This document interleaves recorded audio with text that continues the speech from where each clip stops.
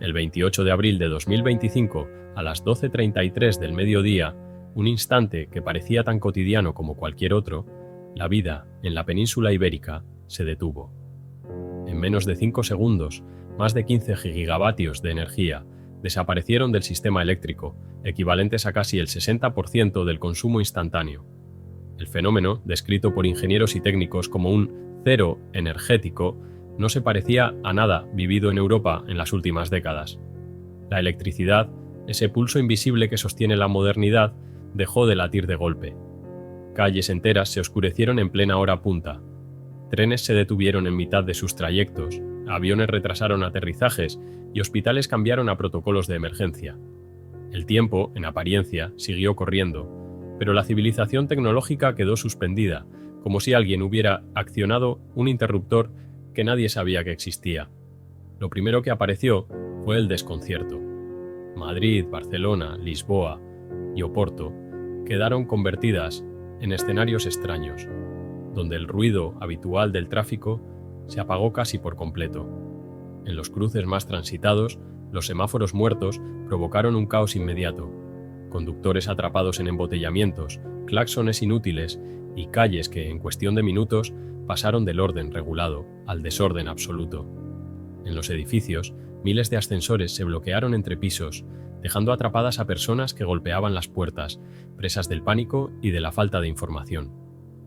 En los hospitales, médicos y enfermeras se enfrentaron a la decisión más difícil: priorizar qué máquinas mantener conectadas a generadores y cuáles apagar para ahorrar energía. En algunos quirófanos, las operaciones tuvieron que detenerse bruscamente, con consecuencias trágicas. Los supermercados comenzaron a cerrar apresuradamente para evitar saqueos, aunque en los barrios más densamente poblados pronto se vieron escenas de tensión, discusiones por botellas de agua, peleas por alimentos enlatados y colas improvisadas frente a tiendas que intentaban despachar productos antes de que se estropearan los sistemas de refrigeración. En apenas una hora, la vida cotidiana se había transformado en supervivencia básica. Desde el espacio, el espectáculo era sobrecogedor. Satélites de la NASA y la ESA captaron imágenes que dieron la vuelta al mundo.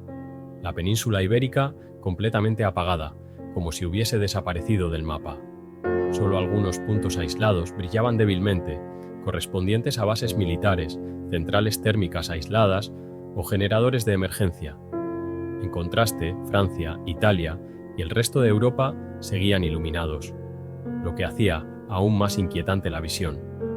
La península parecía haber sido borrada de un plumazo, convertida en un vacío negro en la geografía luminosa del continente. Las autoridades tardaron en reaccionar. La propia infraestructura gubernamental estaba afectada: ministerios sin electricidad, comunicaciones colapsadas, reuniones de emergencia realizadas a la luz de linternas. El gobierno español declaró el nivel 3 de emergencia nacional, algo sin precedentes en tiempos de paz. Portugal hizo lo propio y movilizó a su ejército para colaborar en tareas de seguridad. Durante las primeras horas, la prioridad fue contener el caos.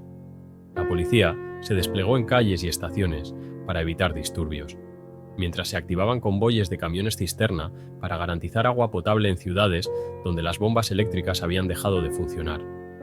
En paralelo, comenzaron a circular rumores. Sin internet estable, sin televisión ni radio en la mayoría de hogares, la información se redujo a boca, mensajes aislados en redes que conseguían salir desde móviles aún con batería o zonas puntuales con energía. En cuestión de minutos, las calles se llenaron de versiones contradictorias: un ataque cibernético, un sabotaje ruso, una tormenta solar, incluso pruebas secretas con energías renovables. La red eléctrica es como un organismo vivo. Su frecuencia debe mantenerse estable, sus componentes coordinados. Cuando el colapso se produjo, el sistema entró en paro total. Reconstruirlo era como reiniciar un corazón después de un infarto masivo. Centrales hidroeléctricas y nucleares comenzaron a reactivarse poco a poco, pero hacerlo de forma desordenada podía causar un nuevo colapso. Ingenieros de Red Eléctrica Española y REN en Portugal trabajaron durante horas en coordinación con Francia para restablecer los flujos de energía. Pero la interconexión con el país vecino tampoco funcionó como debía. Los mecanismos automáticos de apoyo no respondieron, lo que agravó la crisis. En algunos puntos, la luz no volvió hasta pasadas 20 horas. Para millones de personas, esa fue la noche más larga de su vida. En los días siguientes comenzaron las investigaciones. La versión oficial habló de oscilaciones anómalas de frecuencia que provocaron la desconexión en cadena de varias plantas solares, lo que a su vez arrastró a otros sistemas de generación. Sin embargo, pronto se señalaron contradicciones. ¿Por qué no funcionaron las alarmas tempranas que debían evitar un colapso de este tipo? ¿Por qué la interconexión con Francia no reaccionó como estaba previsto? ¿Cómo pudo una red supuestamente robusta desplomarse en solo 5 segundos? Expertos independientes ofrecieron teorías. Algunos apuntaban a la excesiva dependencia de renovables sin respaldo suficiente de baterías o generación estable. Otros insinuaban un error humano grave, posiblemente encubierto, para evitar responsabilidades políticas. Y los más conspirativos hablaban de un simulacro encubierto, un ensayo para estudiar la reacción de la población ante un apagón total. El apagón no solo dejó sin electricidad a millones de personas, dejó también una marca psicológica profunda. Durante semanas, la venta de linternas, velas, generadores y radios de emergencia se disparó. Familias enteras comenzaron a almacenar agua y comida enlatada por si acaso.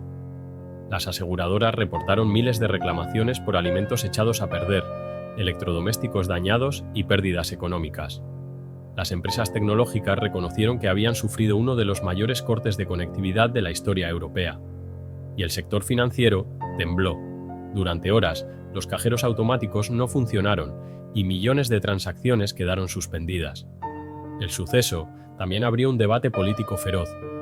Mientras unos pedían mayor inversión en energías de respaldo y almacenamiento, otros criticaban la falta de transparencia de las autoridades y exigían responsabilidades.